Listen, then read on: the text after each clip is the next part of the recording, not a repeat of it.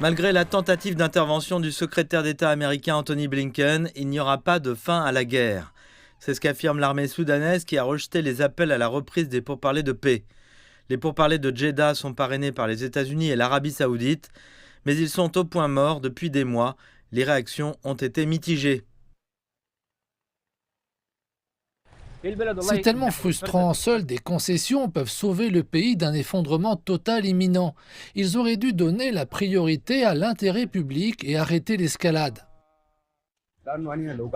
Nous avons vu les destructions causées par la guerre au cours des 13 derniers mois. Les deux factions belligérantes auraient dû savoir qu'elles ne peuvent pas parvenir à une résolution militaire ou à une victoire. Cette guerre doit cesser et les pourparlers doivent reprendre dès que possible. Tous les efforts régionaux et internationaux visant à mettre fin à la guerre semblent devoir échouer. Alors que le Soudan a rejeté les pourparlers de Jeddah, le ministère soudanais des Affaires étrangères a accueilli favorablement une invitation égyptienne à un sommet des groupes politiques civils, mais a posé des conditions sur les types de groupes et d'acteurs étrangers invités.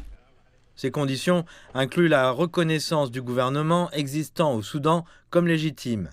Elle s'est également opposée à la représentation des FSR et de tout bloc régional soutenant le groupe paramilitaire. Il est tellement évident que les médiateurs manquent d'outils analytiques pour comprendre les raisons et la nature du conflit. D'ailleurs, ils n'ont pas assez de cartes pour pousser les deux parties à reprendre les pourparlers, et les belligérants n'ont pas un réel désir de paix. S'accrocher à cette position conduira à plus d'escalade et de fragilité.